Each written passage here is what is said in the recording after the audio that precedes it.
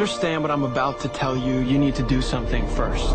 You need to believe in the impossible. Can you do that? What do you desire that you can't have? When I eat a brain, I get visions. Don't ever come back to Gotham. You have failed this city. Jesus, what kind of a preacher are you? There's about a dozen ways that I could stop you right now. But I don't think I have to. Because where I'm from, your grandson becomes the greatest hero in the universe. Now you should at least give a brother a moment to say something heroically clever.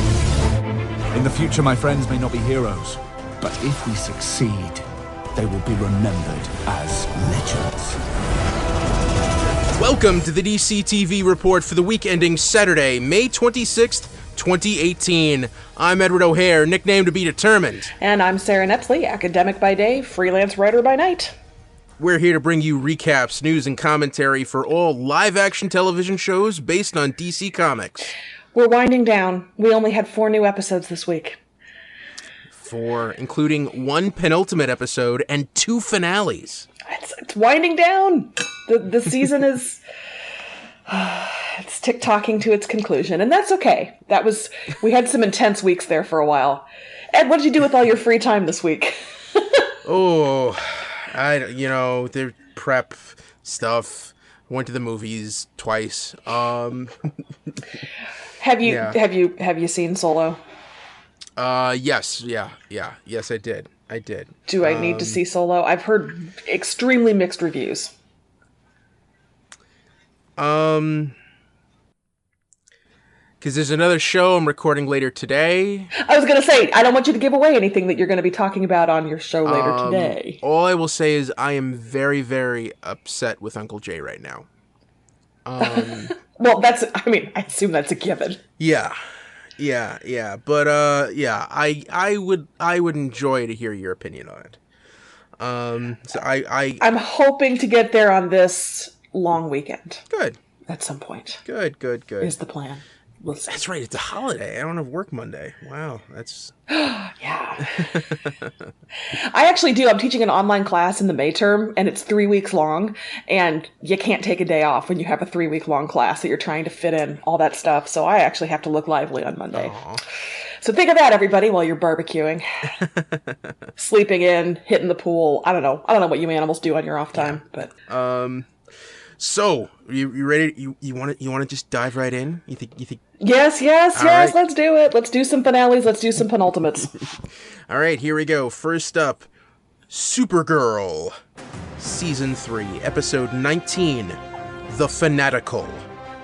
James risked outing himself as Guardian while protecting a girl on the run from Thomas Colville's cult, who were trying to use his journal to create their own world killer. Kara had a hard time dealing with the fact that Lena adored Kara Danvers, but had lost all trust in Supergirl. John and Alex tried helping each other get Ruby and Myrn out of their funks. Last-minute reveal, Colville found the remains of Olivia's Kryptonian goddess soup unattended. Kryptonian goddess soup is very high in fat. I mean, high sodium. You want very small portions of Kryptonian goddess soup. Yeah, and that goddess soup, that goddess was named Utica, and I couldn't figure out the spelling. I was just very confused, and they should have subtitled that somehow. I don't know.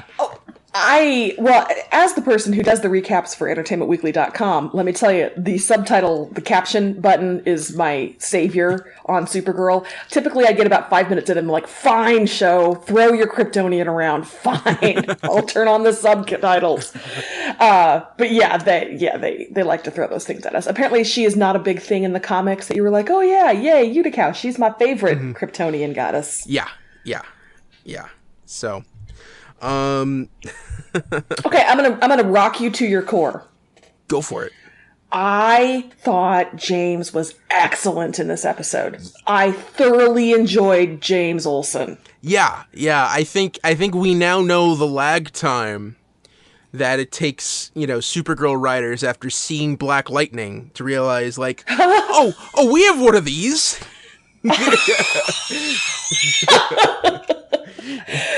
Wait. they're doing incredibly touching, realistically grounded stories with people of color. I just had a thought, guys. We got this guy we don't know what to do with, and we've been just like putting him in a mask, and I don't know, do you want to try this approach maybe? But I thought it was incredible. I thought the Mehcad Brooks's acting was fantastic. It was real, it was raw, and it was what I always like about this is you don't come to Supergirl necessarily for that content, but because of that, I think it is an opportunity to educate and maybe open people's eyes a little bit to, I didn't think about it like that. I hadn't thought about it that way. That is something that I've not experienced. So I'm hoping, if just a portion of the audience is a little more aware and a little more sensitive, that's all for the good. So, yeah. Incredibly powerful stuff, I thought. Yeah. I mean, we got to see the Guardian. Some of the action scenes I thought were a little... I don't know. The stunt work in them was a little off, but the heart was certainly there. I thought, that one speech, that one story he told about being stopped by the cops when he was a kid. I thought that was the pretty much the most honest thing that character's done in the last three seasons.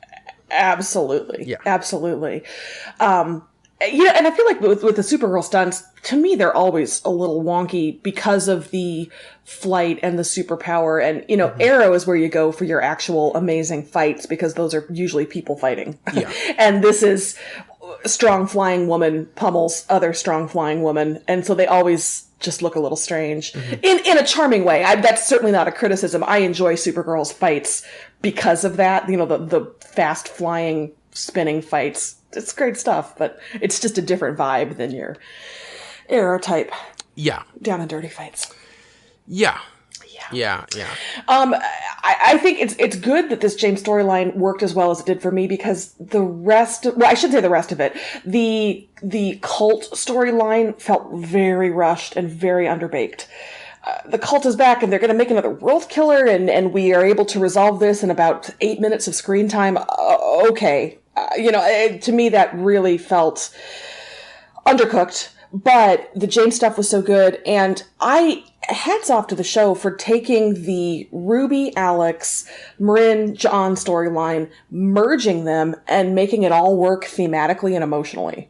It's impressive. Yes. Yeah. My one pet peeve is John should have known that Marin would not have been able to handle an arcade on his own. Oh, yeah, no. An arcade was a terrible idea. Yeah. With a confused old alien. Yeah. No, don't take your confused old alien dad to an arcade. That's not good. Just buckle down and buy the Wii. Open your wallet. You fork over some cash. You could afford it on a DEO salary.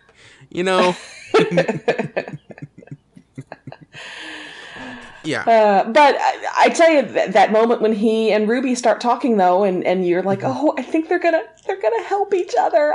It's obvious, and I don't care. I love it. Yeah. That was and it's it is funny how Alex is like completely clueless about taking care of kids.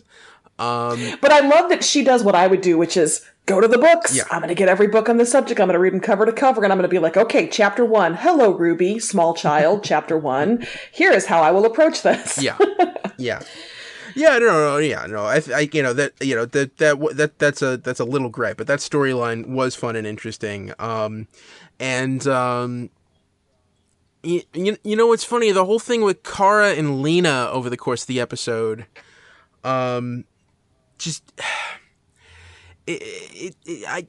didn't understand why Kara was so upset. I mean, to me, if anything, that strengthens, her dichotomy. She wants to have Kara Danvers be a separate person from Supergirl. You'd think you'd want to fluff up that secret identity more. But I think isn't that the show hammering home its themes in a non-subtle way? Yeah.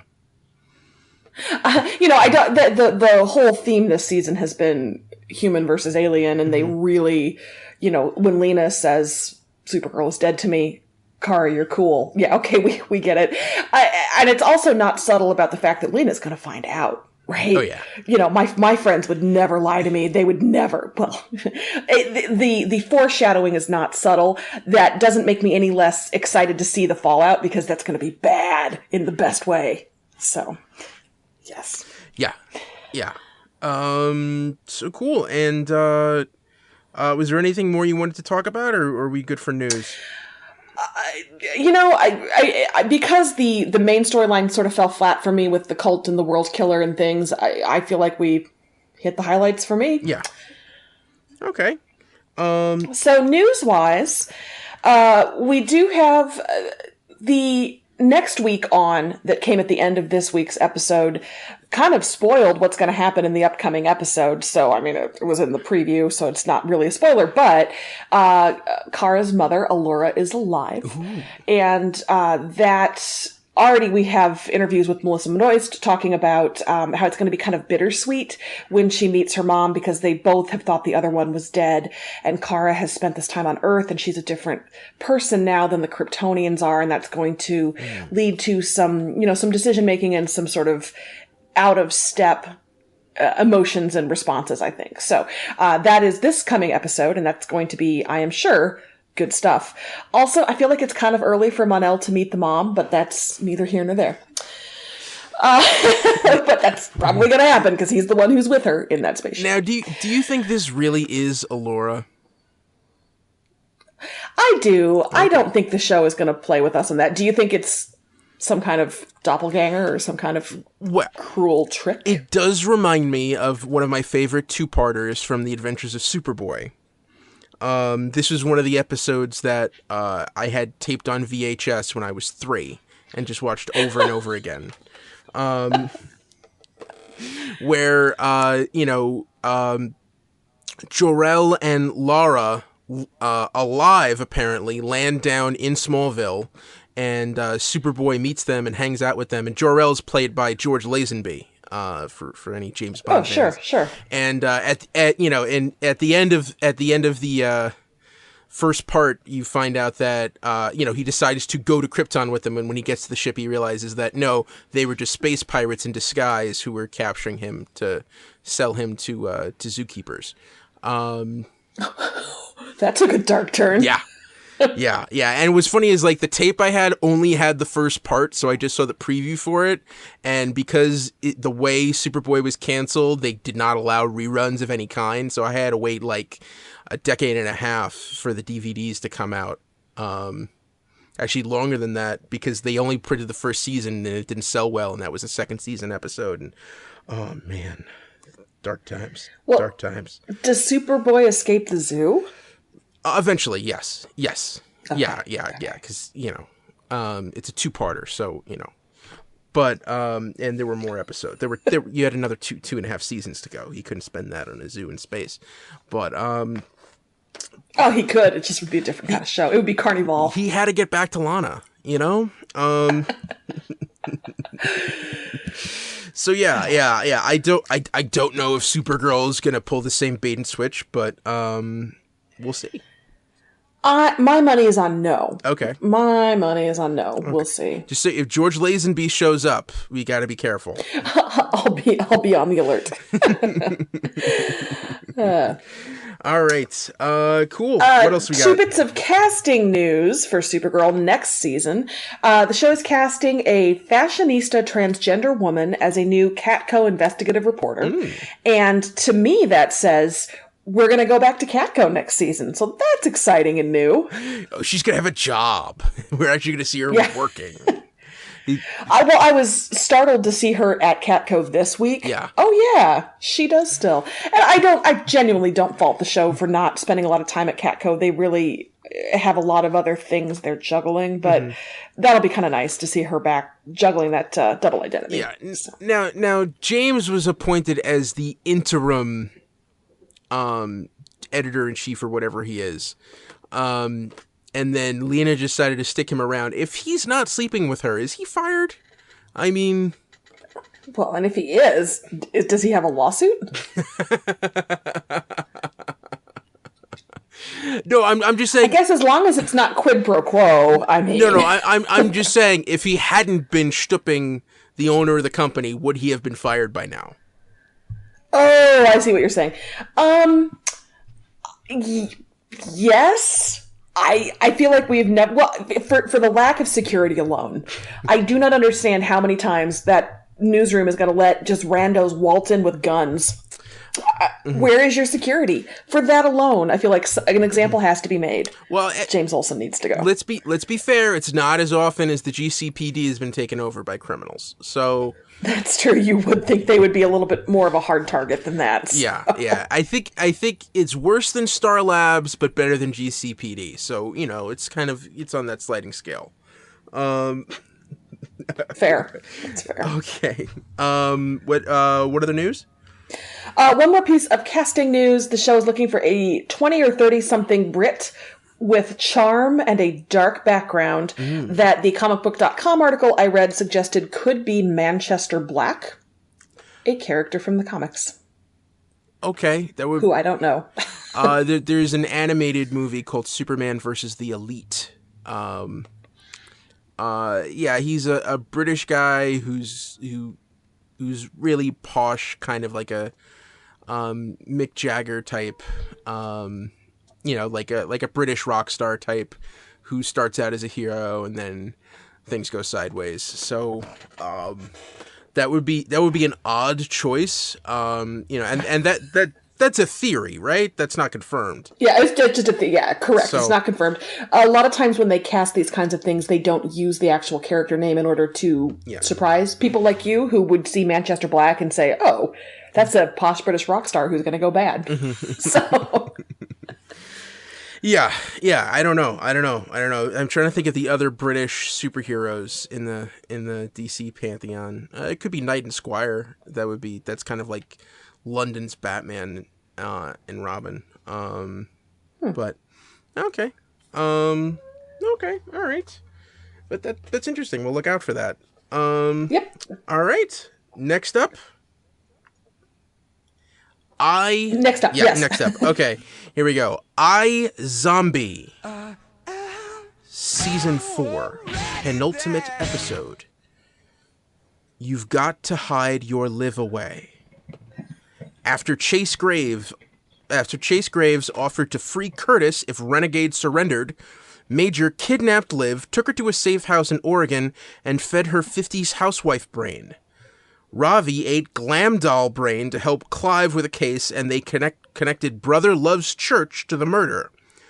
Blaine waited for Angus to receive a sign that he should unleash his congregation and try to spread the zombie virus worldwide. Last minute reveal, Ravi found that the vaccine he had developed from Isabel's brain was actually a zombie cure. This episode starts and ends with Robbie on Fashionista Brain. That may be my favorite brain of the season. Major on Wrestler Brain and Robbie on Instagram Famous Brain. Just we're neck and neck. Button your shirt, please, for the love of God. Button that shirt. Yeah. It was unbearable. I couldn't take it. But he's a proud, confident man, and he can dress the way he wants, Edward. Yeah. Well, and I love that, those who have been watching and paying attention, as soon as Clive comes down and Robbie's got the hat on, and he's like, oh, Liv isn't here for this brain. Sorry, you just know the hat means he's having one of his days. Robbie can be the one. Good stuff. Yeah. And, the way that works out, I didn't mention it in the recap, but I think it's worth noting because it happened so late in the episode, is Clive and Dale ended up getting back together really suddenly. Were you surprised at that? Or is this going to work out? Is he going to get turned? Or... Oh, no, this is not going to work out. Mm-hmm. If the status quo is not changed, this is a major mistake. Yeah. Not a capital major mistake. Mm-hmm. But a lowercase major mistake. Mm-hmm. If Ravi does in fact have a cure or a vaccine or whatever it is that he is going to come up with, obviously this is going to work out just fine for them. But no, they clearly have shown that celibacy and being together or having an open relationship with other people doesn't work. I don't know where that leaves them. Mm-hmm. Optimistic, I guess. Boy, what happened to my romantic streak? I don't know. That doesn't. Yeah, and poor Hunter.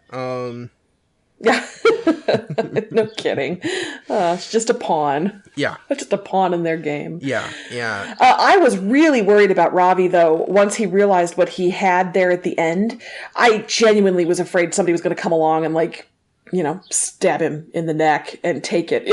I didn't know what to expect, but to me that felt like one of those opportunities for a cliffhanger where we think it's going to go well and then poor Ravi gets it. So I genuinely was concerned. Yeah. But thankfully he survived. Yeah. He's gotta get that on lockdown quick. Like really just. Yep. Yes, he does. Yeah. And I almost feel like he's gotta get out of the city, and publish it. 'Cause like if Chase Graves find it, yeah. Hey, sorry about that, everybody. Had a little bit of technical difficulties. We had to stop and then recording and then start again. Sarah, you can hear me now, right? I can hear you now. It was like you were Jack and I was Rose, and I was like, I'll never let you go, Ed. I'll never let you go, as I'm prying your cold, dead fingers off of my hands and releasing you into the icy waters of the Atlantic. He could have fit on that door with He could have fit on that doorway.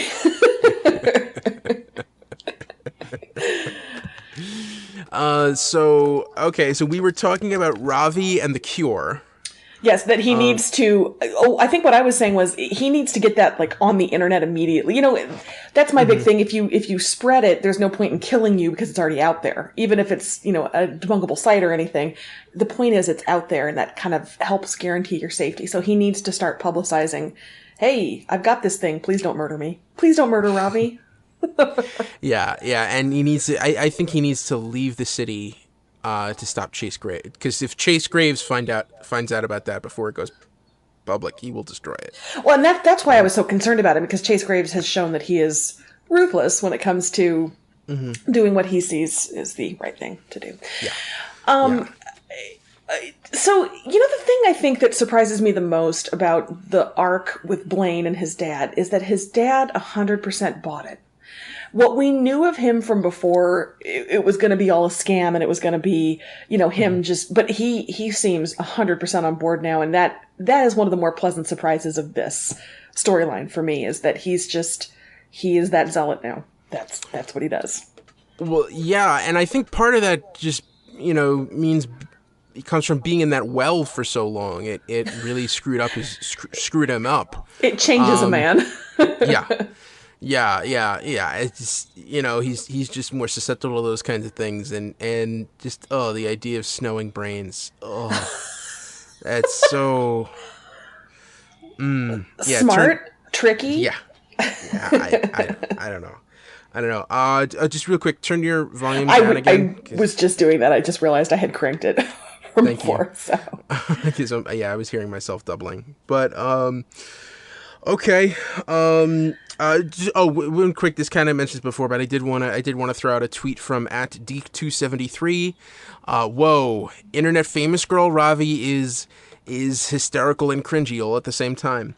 Yep, that's a good way to put it. Yeah, and speaking of hysterical and really creepy, Liv on 50s housewife brain. I love that it didn't fix anything. You know that I love Liv and Major, even though Major has been kind of a problem for 3 seasons. But I adore the fact that they start off deliriously happy, but before too long, Liv is just like, yep, nope, even on this brain, this is terrible, and I gots to go. So I really like that it didn't magically fix things, and that she was able to say, no, I gotta do this. And also, 50's housewife sucks. Yeah, and that was a great turn. The way that they integrated it. You find out when another couple he sold the brain goes to Donnie. Like my wife tried to kill me. She hates everything I say. Yeah. I thought that was a great twist, and yeah, just in terms of character art, like it's not working out right now. And I don't know, and Levon keeps putting himself in dangerous situations. And I hate to say it, I just don't care. I realize it has a shorter season than most of the other DC shows, and so we don't have quite as much time to get to know these characters, but the Liv relationship with him happened kind of quickly, and now he's sacrificing himself for her, and that's nice, and I agree, Liv is worth sacrificing for. I just don't really care if he's the one who's paying the price, because they really, he's interesting, he's nice, he's got scraggly facial hair, all of it, but, I'm just not quite as invested in him. So that, to me, isn't quite the cliffhanger or the fraught moment that they probably want it to be, because I guess I'm a cold, emotionless robot, because I don't care. All right. All right, and there was no news for iZombie this week, right? Nope, just we're heading into the finale, and thank goodness it's a season and not a series finale, because we get one more season with these people. / zombies that we love. So I'm wondering, though, what's going to be the big reboot? I mean, it seems like every season ends with a big kind of kick to the head that shakes up the foundations of the show. Where do we go from here? Is it going to be, are we going to have the zombie apocalypse? Is Blaine going to get his wish?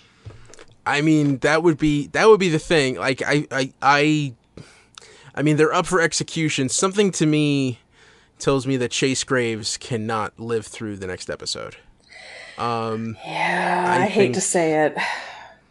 Mm-hmm. Yeah. Oh, that was another scene when Hobbs sold out Major. Went and offered him the chance at the coup. I thought that was schemy politics. Like, that was really But it's an interesting choice, that the point that Major is the guy to do it.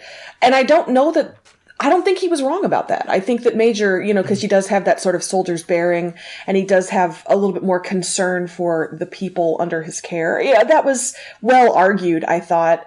But it also felt very much in keeping with Major that he wouldn't want that. Yeah. Yeah. All right. Let's move on. All right. Yes. All right. Next up, The Flash. Season 4 finale. We are the Flash. With help from Marlize and Cecile's mental powers, Barry was projected into the Thinker's mind to try and find the good inside Clifford DeVoe before the Enlightenment could permeate. Cecile was having contractions and strained to give Barry time before she gave birth and lost her powers. Harry begged Cisco to let him use his thinking cap one last time. Last minute reveal: Mystery Girl crashed baby Jenna's welcome home party to reveal that she is Barry and Iris's daughter Nora, and that she may have made a big mistake helping Barry defeat the Thinker. I had some troubles with The Flash this season, but I feel like they pulled it off at the end. How do you feel? Yeah, I thought this was a great cap. You had, the way they were able to bring Ralph back. I was shockingly invested in Ralph coming back. I was so glad that Ralph came back. Yeah. Unfortunately, we weren't able to help Hazard. I was going to say, but not begging. But yeah, I thought that was cool. I thought that was, the turn in him. You always knew that DeVoe had kind of like a blind spot when it came to human emotions, but I thought the way that it took him down, I thought that was very powerful. Mm-hmm. And Marlize had a great story arc. Oh my God. Can Marlize be a regular next season? Can she be the leader of Team Flash? Can she be the super genius calling the shots? Oh, I really liked Marlize. I loved her whole evolution this season. I loved her intellect and her loyalty and how she walked away from that loyalty to her husband when she realized it was time. And when she said she needed to go off and do her own thing, cool, great. Yeah, but come back to us, Marlize. Come back, baby. Yeah. One thing I will say is, I think if we're being honest here, they would have had to hold Joe West down and like put him in a cell, because there's no way he would have let Cecile go that long and that much pain. Oh yeah, that was a monstrous thing they did to that pregnant woman. I realized she was doing it. You know, she was an agent in that, and she was participating and wanting to help. But that was a terrible, terrible thing she had to go through. Yeah, Joe would never have let that. All I want is a framed picture of Joe looking at his newborn baby with awe and love. Oh, Joe, he's going to be the best dad again. Yeah. I will say also that Cecile kept her false eyelashes on during labor, and that was really impressive. I think that's like a level of dedication you don't always see. Good on her. Yeah. The makeup and the hair and everything else. Yeah. It's always. Yeah. But definitely. Now, Harry. Yeah, I guess it makes sense that he's going to retire now. Like, is he going to meet up with Jesse, or is he just kind of like do his own thing on Earth too? Or I don't know, and I don't know. Poor Jesse. I mean, that relationship hasn't always been the easiest, but that would be a big adjustment for her. Mm-hmm. So we kind of glossed over that a little bit, I think. But I'm glad that Harry ended up happy. I mean, if he had been a broken shell of himself, that would have been really hard to take. But the fact that he ended up grateful for what he had, and, you know, I don't know that I necessarily buy it, because that's a lot that he lost. But I'm glad that they wrote him as being content, so I can tell myself it's okay. Harry's going to be okay. Yeah. And, you know, it is weird because, you know, he got, it wasn't really a true fix. But I guess, you know, once you lose that kind of, it doesn't seem like it's the kind of thing where they could just, you know, reboot you back to factory standards and you would still retain everything. This is a system restore we're talking about here, so you're going to lose all your data. You're going to have to download all your apps. I mean, yeah, it's a lot of work. But it is, I mean, to me, that's really tragic because Harry is his intellect, and they did a nice job, I think, trying to make it so he was appreciating and embracing emotion over logic. And so I can kind of see what they were going for the last couple of episodes. I still think it's really a sad end for him when that was his thing. That was what Harry did. Well, yeah. I think the other thing is that he remembers his name and who he is, and he remembers the important things that DeVoe was really seeking to purge everybody of in the Enlightenment. You know, just he wasn't going to be a mindless drone. He was going to have something, and he had the capacity to learn back a lot of that stuff if he wanted to. Yeah. Now, all right. Now let's get down to what everyone's really thinking about. Nora. Wait. Before we do that, can I just say one quick thing? I love that the point where DeVoe lost his humanity was in the middle of being a professor. We've all been there. How many times can a student be like, but I slipped it under your door. Did you not get it? That's so weird. My grandma died for the 5th time this semester. It turns us all evil. At some point, we're just like, no, shut it down. You're lying to me. So I've never related more to a supervillain ever. Okay, now we can talk about it. Yeah. And that climax, the whole thing with the time loop and punching the satellite, I thought that looked great. I thought that was that was well done. You know, I thought we were going to pull a Doctor Strange for a little while and just do that over and over again in a time loop, but the fact that it only happened once, and we kind of got the message to what would have happened if Nora hadn't been there. And I liked the way we didn't really see what was happening, but we saw the purple and the red, and that was really cool. Yeah. So, the Nora reveal. I have had a lot of praise for this episode, but I will say it felt a little underwhelming to me, because hadn't we been guessing that she was Barry and Iris's daughter all along, and hadn't the show told us, no, nobody's guessed it yet? No, we literally all guessed it. We literally all said it's their daughter. Yeah, well, it's not Dawn Allen, it's Nora Allen. Okay, way to split hairs. Yeah. I'm guessing we're probably not, this one probably doesn't have a twin brother. and she wasn't raised in the 30th century. These are all comics things that comics fans will pick up on. But and like, you know, although maybe she didn't know her dad growing up. That might have been the case. But yeah, and she's made this big mistake. You know, and you know, so okay, this was a direction that we thought they were going to go in.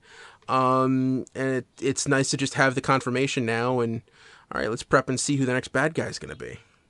Well, and see what made her go back in time and why was it a mistake. And I always kind of like we've messed with the timeline stuff.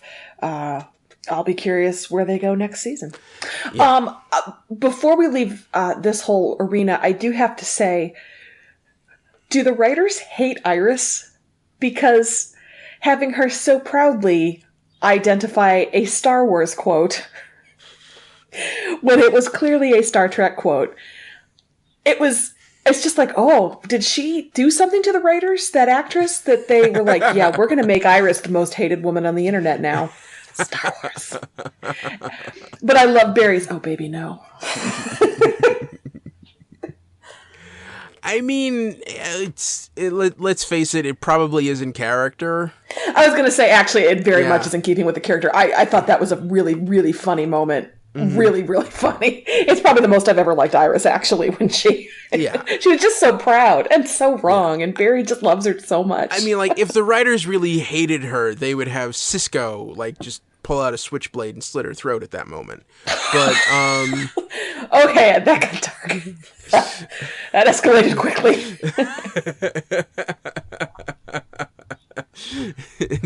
Just then he decides to take the job with Gypsy and be like, hey, I'm sorry, we can't be friends anymore. Cisco, what are you doing? Retiring. Yeah. Okay. So yeah. Oh, and I love it when the Legends make surprise finale cameos. We had a surprise finale cameo from a Legend in Arrow, and now the Flash gives us Wally, which was nice that he was able to be there. Yeah, I'm enjoying the Legends who just pop up on occasion. Definitely. So is Sara gonna show up for a little friendly meetup with Alex in the Supergirl finale? Like, ooh. I mean, I would allow that. Yeah, that'd be cool. Yeah. I mean, even though, like, is she really with Ava? I mean, really? Well, I think they're on the outs as we ended things, aren't they? You're right. So yeah, Sarah Lance is a free agent. Yeah, and you know her dad just died, so you know she needs some comfort. She needs the grief bang. Yeah. I'm glad you said it, not me. You're welcome. So we did have a tweet from @River8878. Ashley, hey, how's it going? Well, Flash. I figured it was the daughter. I'm guessing Cecile was channeling Killer Frost, but who is Thomas? Ralph was saved. We lose Harry again? And she asks you and I, what's the next season to tackle? Well, I have some information on that score from our news section for The Flash. Okay, so in no particular order, Season 5 is going to feature another non-speedster villain. Okay. It's also going to explore Killer Frost's origins, and Barry and Iris are going to have some tension with their grown child around because, you know, suddenly they're parents to somebody who is their age, and she's back for reasons that maybe aren't because everything in the future is awesome. Mm-hmm. And so that's going to lead to some issues there. So that's going to be fun. Non-speedster villain, that could be kind of cool too. It's nice that they're not going back to the speedster well. We will get a new version of Harrison Wells next season. He's going to be funny. He's going to be unique. Apparently, Tom Cavanaugh sat down with the showrunners and I think they talked through like, what's the next impression you want to do? Or what's the next version of Harry do you want to show us? Mm-hmm. And he came up with something good. And then the show is casting someone named Desmond Paul, which is probably not going to be the character's final name because they tend to have code names for these things. But he's somebody who's going to be in his 40s who hates metahumans and sets out to strip all the metahumans in town of their powers. So that is going to be I don't know if that's going to be the non-speedster villain, if he's going to be a minor villain, if he's going to be the big bad. But yeah, cool. All right. Things to look forward to. Yeah. I mean, with Nora, I mean, it I wonder if they're going to kind of do with Nora what the comics did with Impulse and Bart Allen, who is Barry's grandson, who didn't come back and came back in time to a point where Barry was dead. So yeah, there's a lot to unpack there. If you go read some of the 90s Impulse stuff by Mark Waid. That was really fun, and he eventually becomes Kid Flash, which is why Wally West really has no... They can't figure out a name. Poor Wally. Poor Wally. Yeah, he just didn't exist for a long time. So yeah, is it that's it for the Flash, right? That's it for the Flash. All right, last show. Ready? Last show. Yes. Okay. Krypton, Season 1 finale, The Phantom Zone. Drew Zod pulled the real Val-El out of the Phantom Zone and butted heads with Seg about whether they should try to evacuate Kandor or bargain with Brainiac. Lyta took charge of Dev-M and the remaining Sagittari to mount one last defense of Kandor as Brainiac began bottling the city. Nyssa snuck into the Genesis chamber and learned from Jack Soar the secret behind Krypton's genetics program. Last minute reveal: as if Seg getting trapped in the Phantom Zone with Brainiac and General Zod turning Kandor into a military dictatorship hell-bent on conquering the universe wasn't enough, Doomsday woke up and busted out of his cryopod. This was a busy episode. Wow. Yeah. Wow. That's what I'm going to say about this episode. Sarah, I know you're probably not as hot on it as me, but that ending, man, was so boss. I was jumping up and down. No! That one great moment where he has that last moment with his dad saying, you could believe in a better tomorrow again. And just like, oh no, what's going to happen? He's gone. They can't get him back.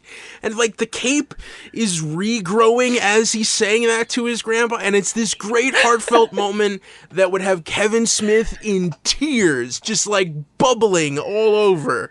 Just, like Niagara Falls would spew from Kevin Smith's eyes as he watched that. And then as General Zod starts to talk and you see the yellow S on the cape start to you think like, oh no, it's disappearing again. And then you realize, no, it's just changing from the L crest to a Zod crest. And wow, just like... holy God. Oh, my God. As always, I am so excited that this show exists for you and your ilk. I am genuinely delighted that you all have this show.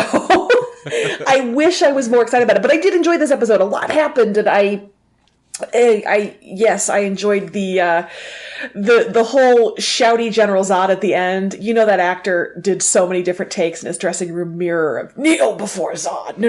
Kneel before Zod. No. I need to be more grandiose. Kneel before Zod.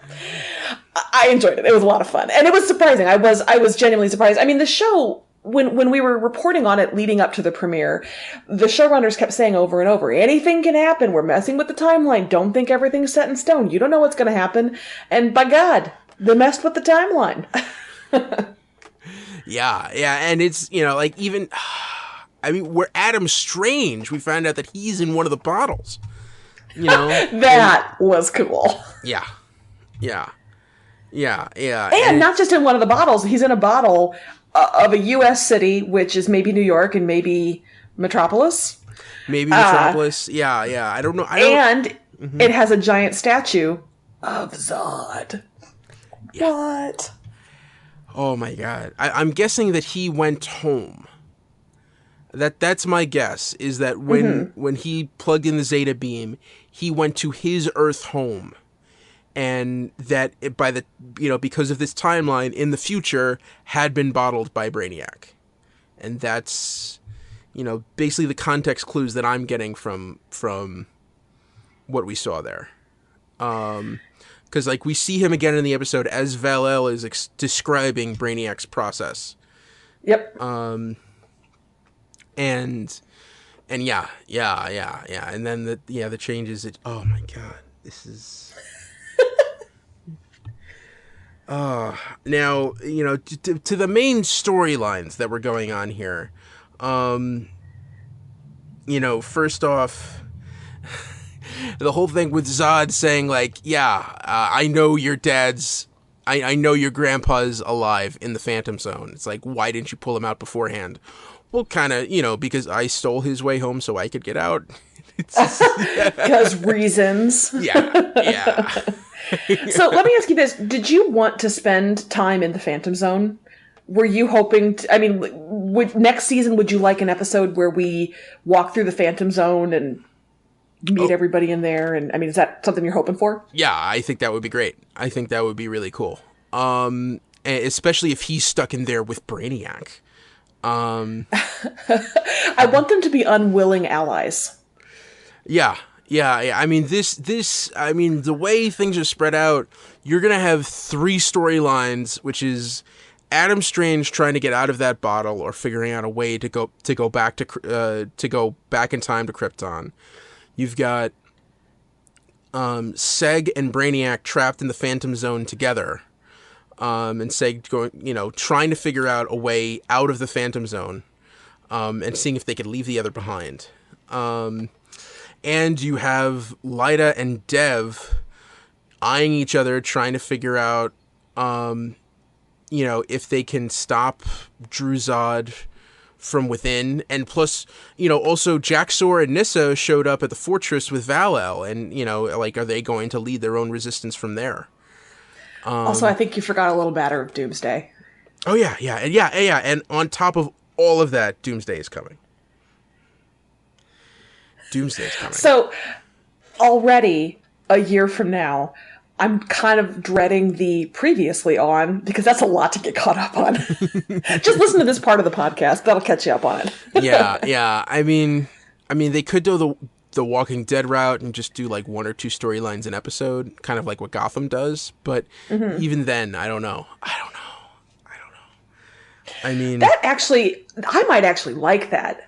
That might help me focus a little more and remember, okay, here's who these characters are and what they're doing. And that could be an interesting approach. I doubt it that they'll do that, but yeah. Okay, so I have to digress for just a second. Okay. Ed, are you familiar with trypophobia, which is totally fake? The phobia, the fear of holes, like little clusters of holes. Is this a thing you're familiar with? It's a thing on the internet, and it's not really a phobia. It's more a natural evolutionary disgust of rottenness and things like that. Anyway, Brainiac's head bothers me because of all the computer circles on it. Yeah. It feels a little trypophobic, and I don't like it. Brainiac makes me uncomfortable. I don't like it. Good. But I like him in his physical form. He's big and he's solid and he's scary. And I kind of wish we'd had a little bit more of him physically stomping around and doing the bottling.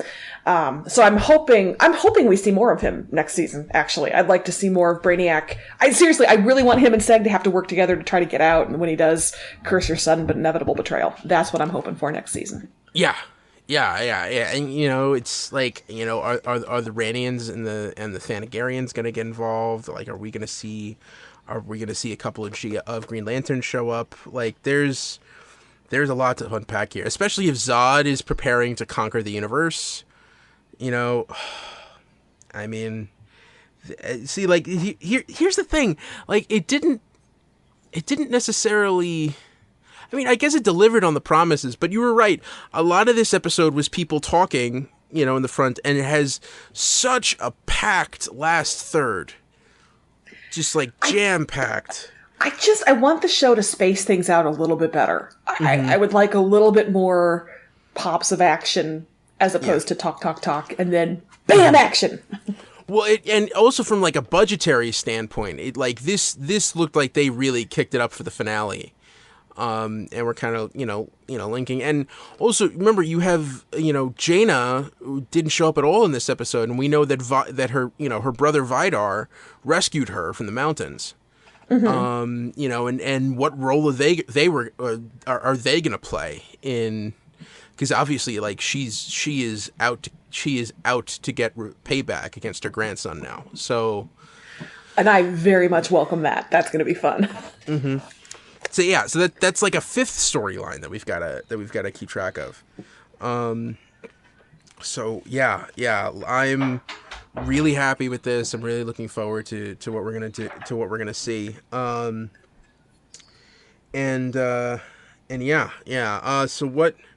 what news do we have about Krypton? Kind of already mentioned it, but it's getting a second season, 2019. And thank God. I want more Doomsday action. Because if this was how this series ended, I don't think I'd be able to handle it. Like, wait a minute. You'd be writing fanfic. I need to come up with a better ending. No.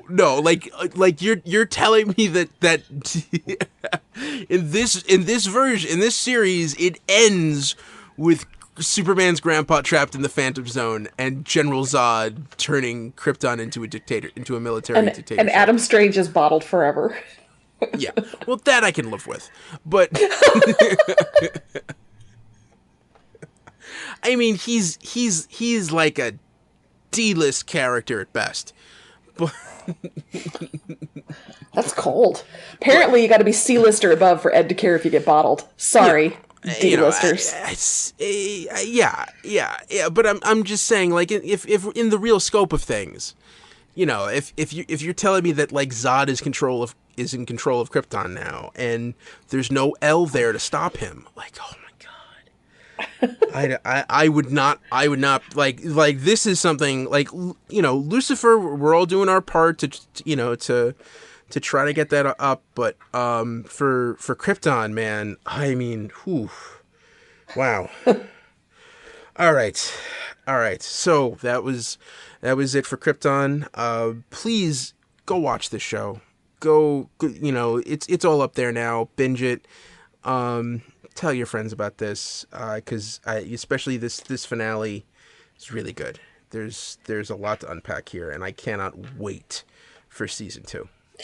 And if somebody like me who's not as much of a comics reader, but who appreciates interesting female characters, you've got that in spades. Interesting male characters too, but a lot of variety of strong, interesting, capable women on screen. So.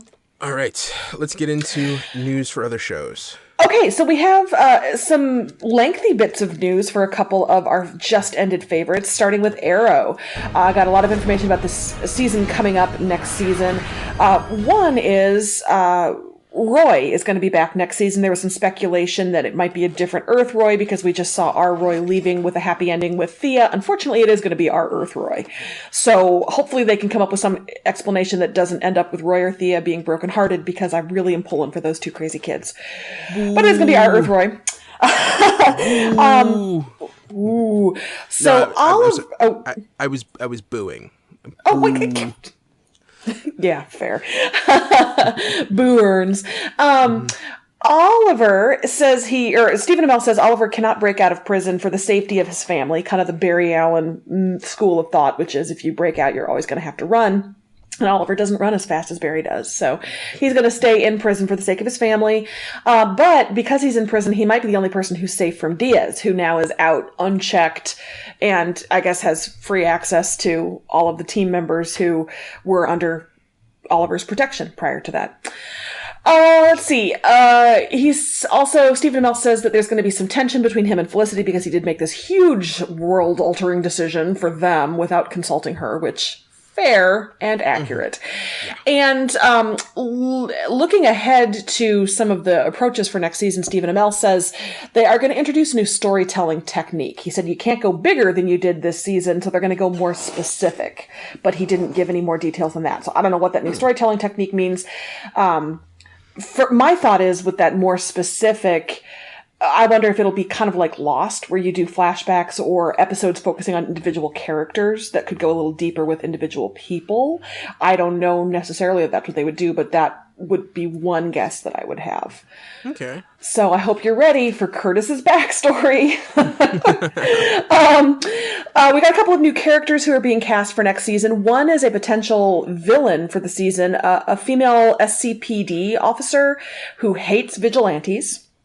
So that could be somebody who gives some trouble. And they're also casting a gay tech genius with a heartbreaking past, which sounds like a combination of Curtis and Ray Palmer. So we'll see what they come up with there.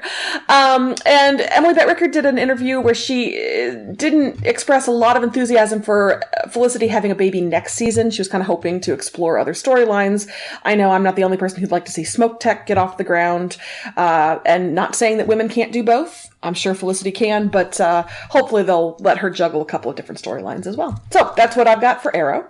Her husband's in prison right now. It's a lot to deal with. Yeah. She's got William. She's got, got to go on visit days to the max security prison. It's a lot. Mm-hmm. Yeah. Definitely. I wonder if she'll have custody issues.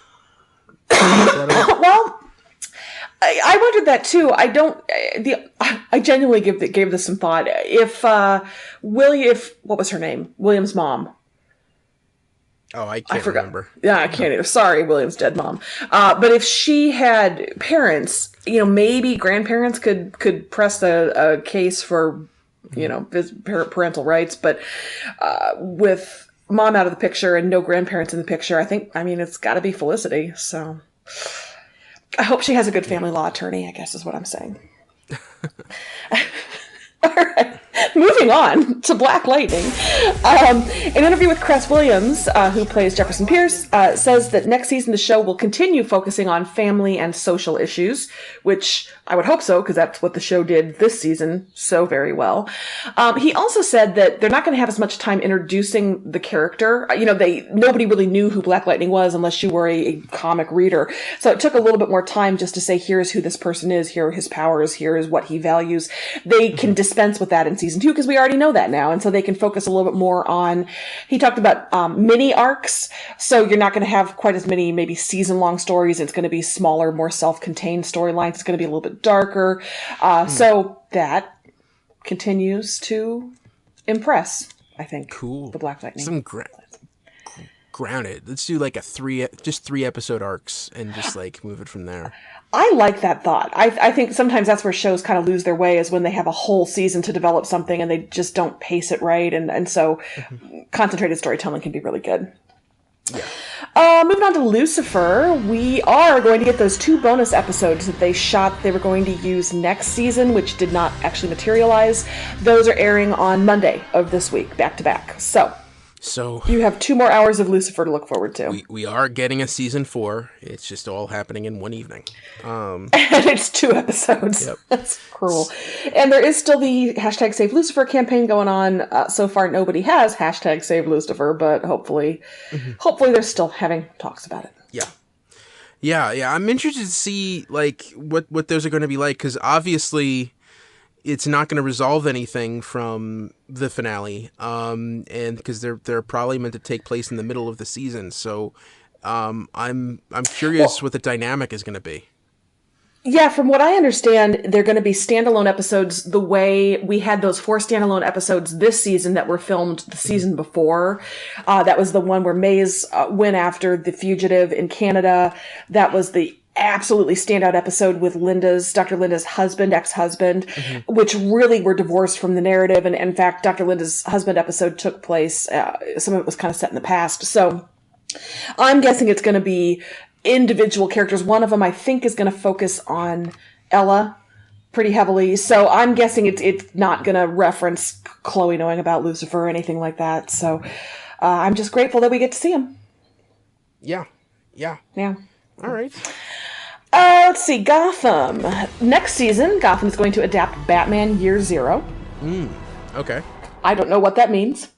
Is that one of the better storylines, Ed? Yeah, that was Scott Snyder's take on the Batman origin. It it's kind of similar to No Man's Land. It was 12 issues, but there's a Red Hood arc.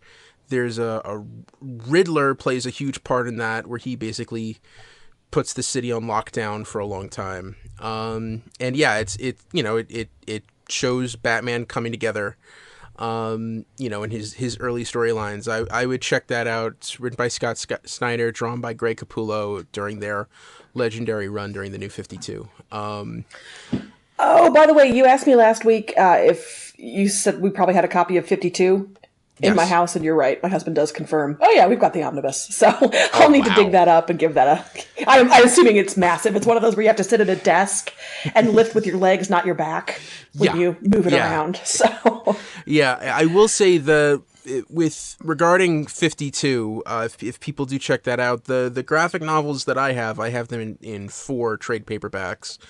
And it was DC's like top 4 writers at the time. It was like Jeff Johns, Mark Waid, Grant Morrison, and Greg Rucka.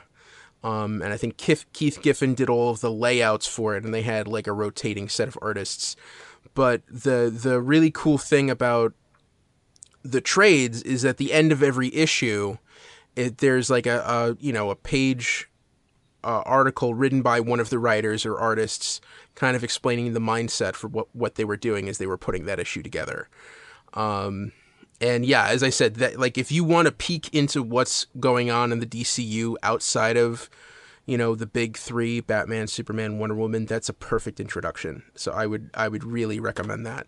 And I can't wait to hear your thoughts on it as we go through the summer, if you're going to pick that up.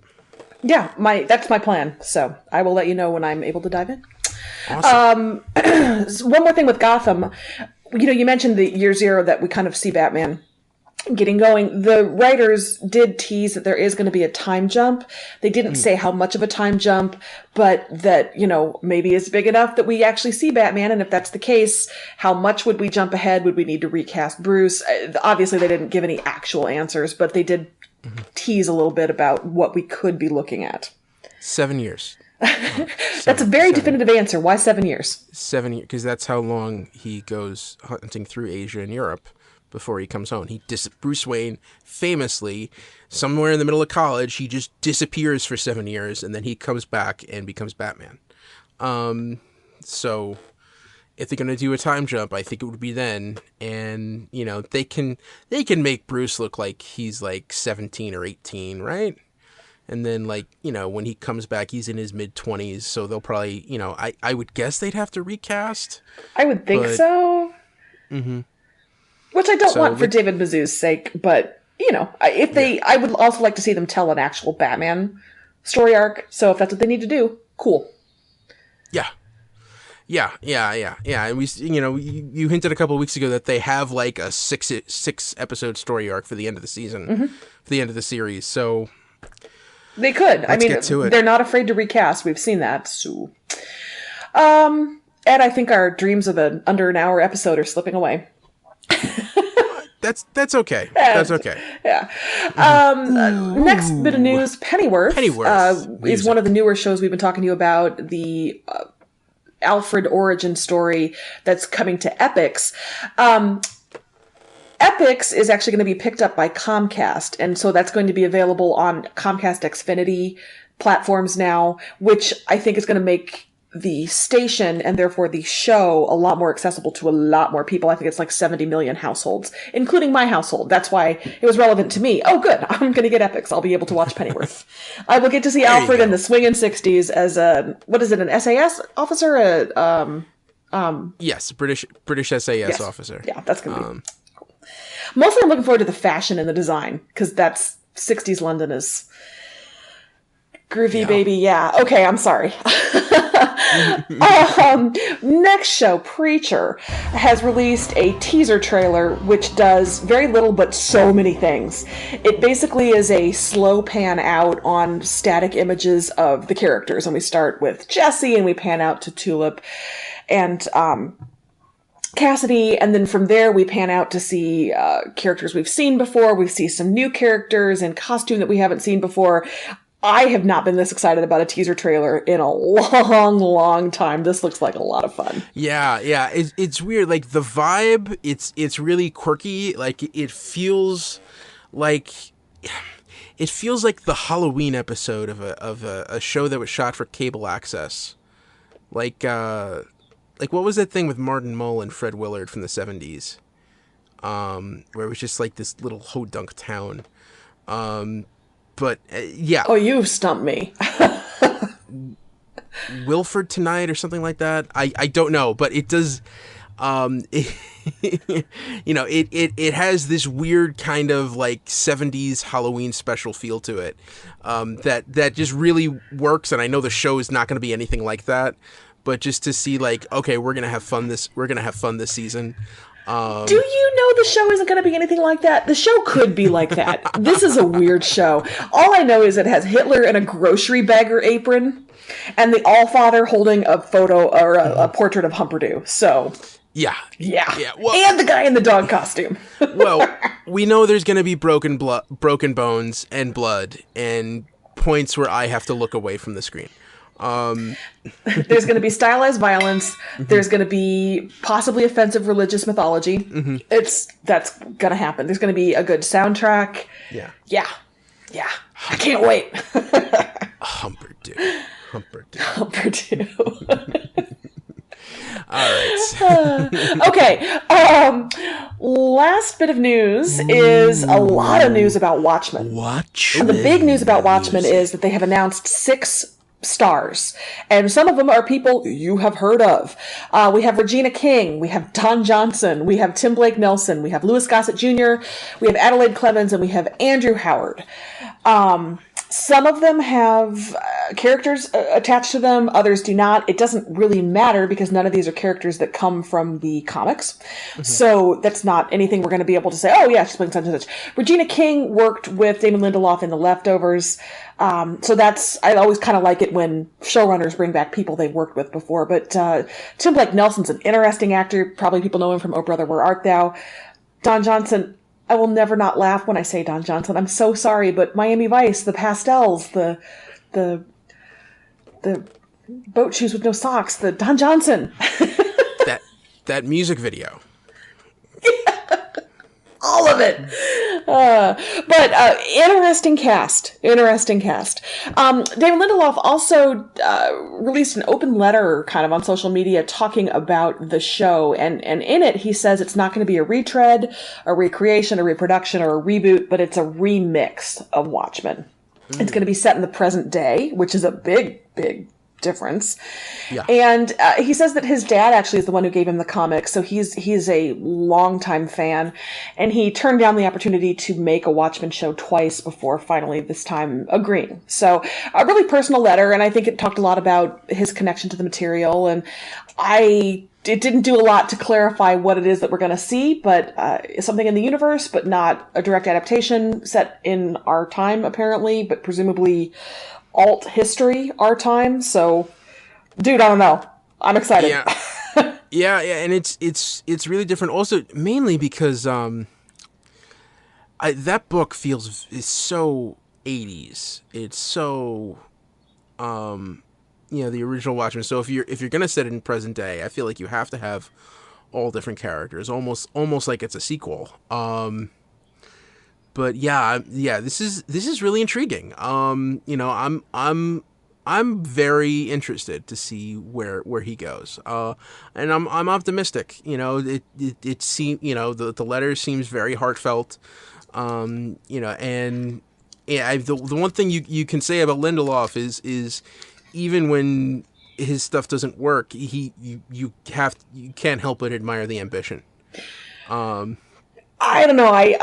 We watched the newest Alien Covenant the other day, and I was reminded of how angry I was about Prometheus. I freaking loved The Leftovers. I was left very cold by Prometheus, but I will put my trust in Damon Lindelof. Yeah. What's funny is Alien Covenant, I feel like, is not a great movie, but it actually, to me, Prometheus made more sense after watching Alien Covenant. I don't know how that happened. But I just don't trust any robots anymore. Nope, no androids get any trust from me anymore. Nope, no sir.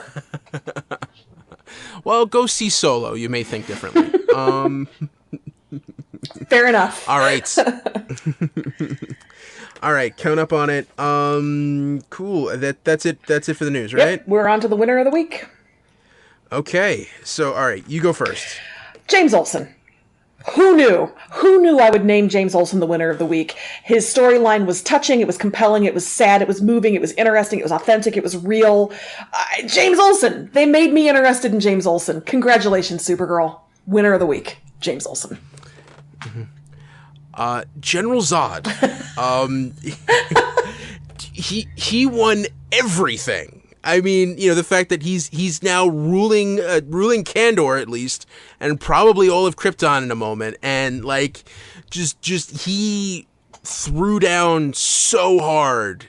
It was oh my god. Like you did not think that things could get that bad. Like I'm more worried about Krypton right now than I am the city of Gotham. So, you know, to me that was an incredible ending. And I thought the way he came out on top, mad props, y'all.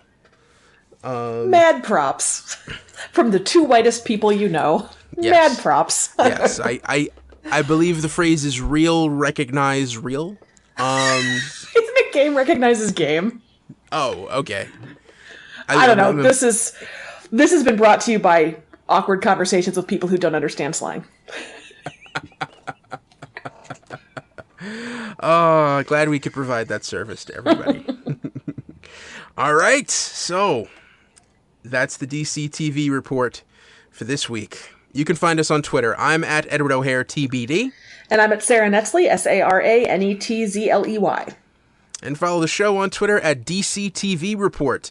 Send along your emails to dctv@wickedtheory.com. Also, be sure to subscribe to our show in your podcast app of choice, and check out our sister shows, the Wicked Theory Podcast and Preacher vs. Preacher. This has been a Wicked Theory Studios production, executive producer Bill Sweeney. Visit us at wickedtheory.com. Shazam, everybody. Shazam! Shazam!